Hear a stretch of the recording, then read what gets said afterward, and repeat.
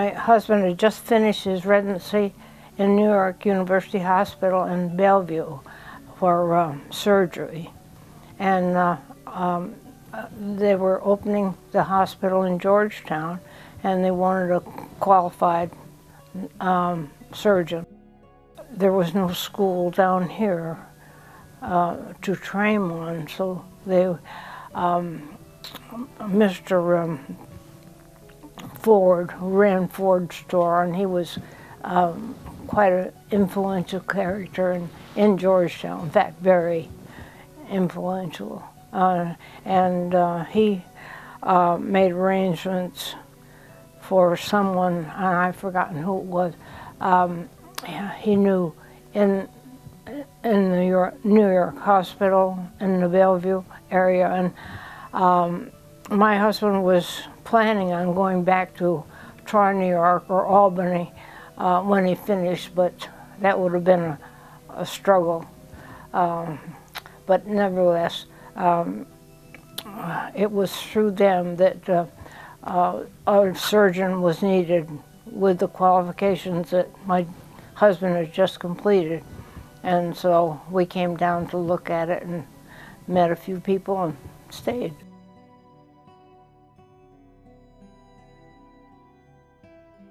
People were more than kind, and I can't say enough for them, because if there was any difficulty, I never found it or was never said, well, you can't do such and such or something like that.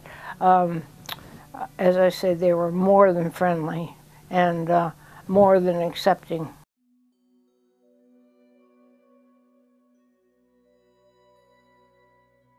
Dr. Philip Assey, these were general practitioners, and Dr. Tiller, Dr.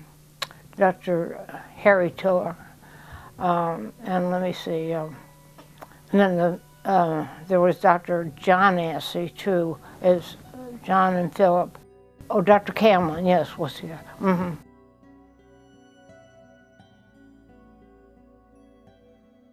Well, the surgery, most of it, other than tonsillectomies, and that was about it. Possibly orthopedics, you know, like broken legs or broken, but that was about it. And the rest were shipped to Conway or Charleston for surgery.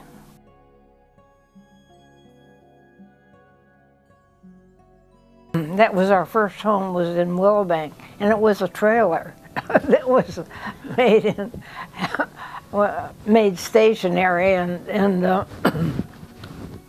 was limited, but my children were all small, so and it was fairly close to the hospital, which was convenient.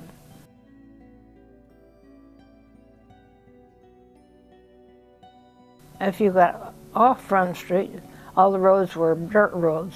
And there was a dirt road between Georgetown and Myrtle Beach, or Myrtle's Inlet too. They were all dirt roads. But they kept them up pretty well.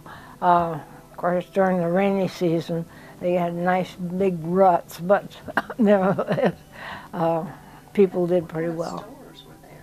Pardon? What kinds of stores were there?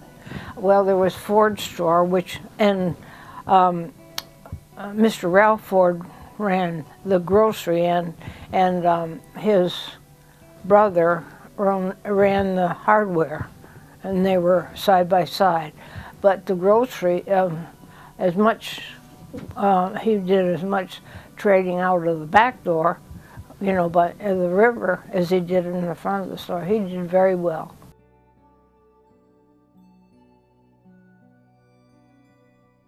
I was home, but every now and then the anesthetist left, because after all she would be on 24-hour call, and that didn't go very well for particularly a woman who had family or something like that. So I filled in, but that wasn't the best, and it was very difficult to get somebody to babysit at 12 o'clock at night. Yes. So you had that skill of being an anesthetist? Yes. Mm-hmm. That's because all the doctors had to go to war, and they had to train some anesthetists to take, you know, in Albany we had 5 operating rooms, and only 2 surgeons were left.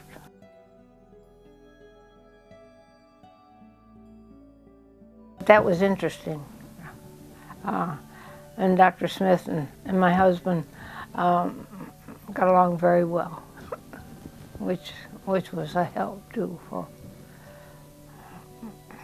How long did you volunteer there, Ellie? Oh gosh, 25 years. And you saw it go from a single wide trailer with Yes. Mm-hmm. the floor rotting to Mm-hmm. what it is now. Yeah, and he had just 2 examining rooms, but gosh, he did a tremendous business, and it was amazing. Anyone who wasn't, you know, eligible for his training, that meant that they did very well with rent and food, but couldn't pay for medical attention. And that's what he opened his doors to, those people. And anyone who had money enough, he could spot in a minute. Out they went. Yes. It was amazing to watch him.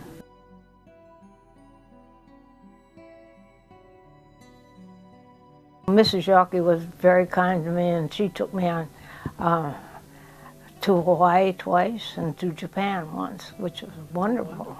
Mm-hmm. Mm-hmm. Yeah. What was that like traveling with her? It was wonderful. She was, you went first class.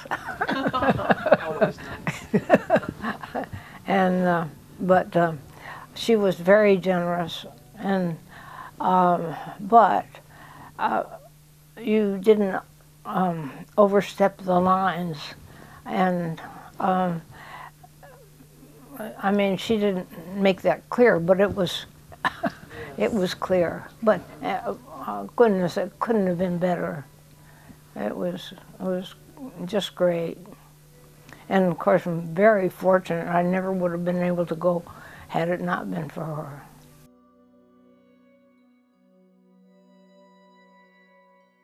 The Yawkeys were very interested in young people, and anything that would make Georgetown a better community, they were for.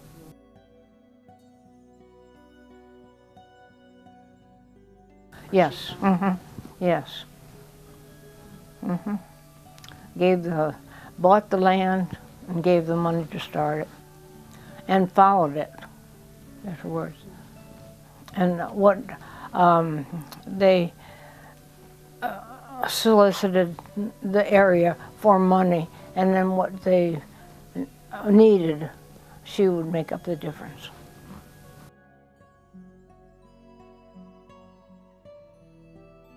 And also, he went to see Georgetown Hospital and also wanted to know who was going to do the operating on his people.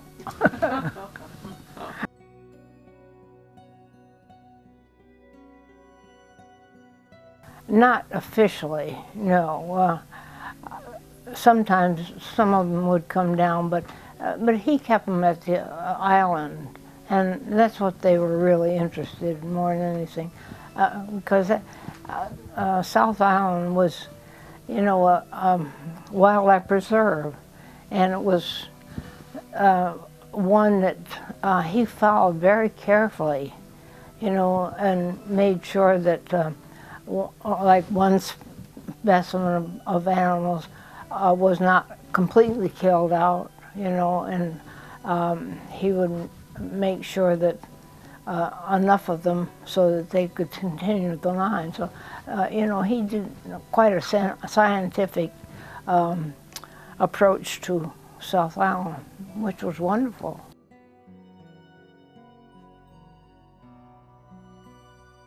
I was born in Hobart, New York, a tiny little town. And when I was 5 weeks old, my mother and father moved to Cobleskill, New York, which was about 40 miles from Albany.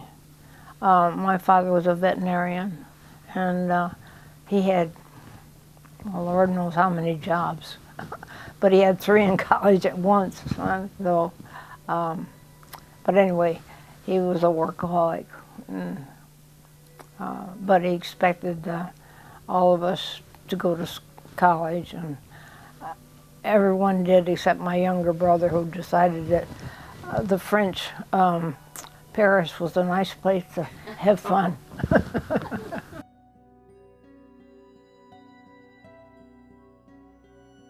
Yes, of course he had all sorts of paperwork that, you know, each herd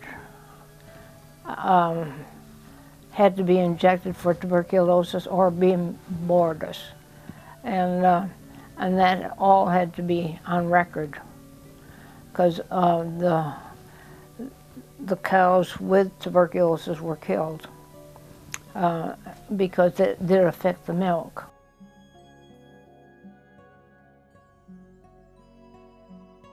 My father always had 6 or 7 jobs. So, but we all worked too. I mean, we did, you know, a farm, everybody has a job. And so we all worked. In fact, one of the jobs I had with somebody else in the family, to go and get 50 cows, and you had to count them. I'd sit on a fence post and count them before they came about a mile. This was an area that was mostly for the cows during the day, and they could feed on grass that was you know, safe for them, and so then they would all be up to a certain area, and then we had to take them across the road and go through another area, and then across another road to go next to the barn. So we had to do that every day.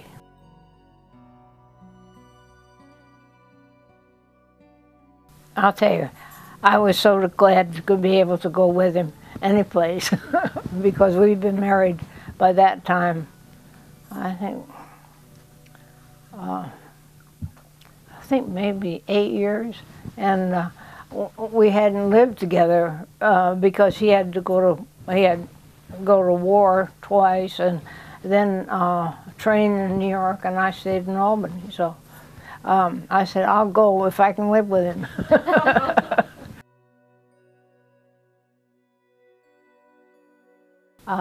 Presbyterian church. I think I went with the children, and my husband always had to go to the hospital, make rounds.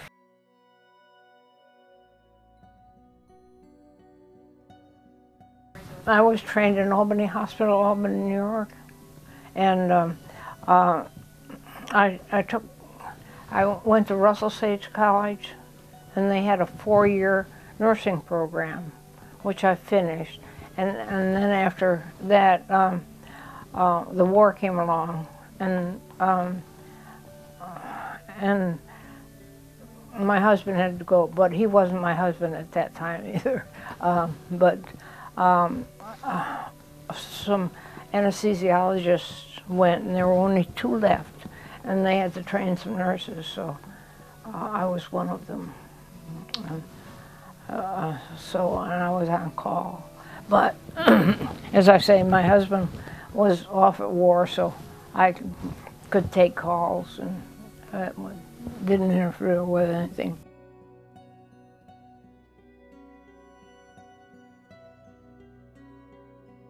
Many more agents. And let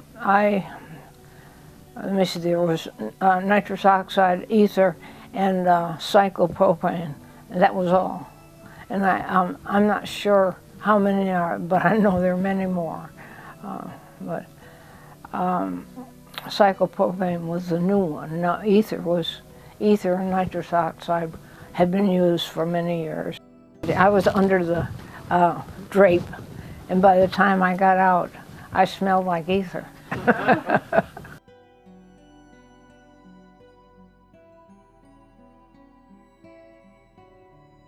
It was a nice home, but it was very difficult for my husband to get across that bridge at that time. In fact, we had to wait until the bridge was built before we could move to Maryville, because he couldn't swim it if he had to be on call.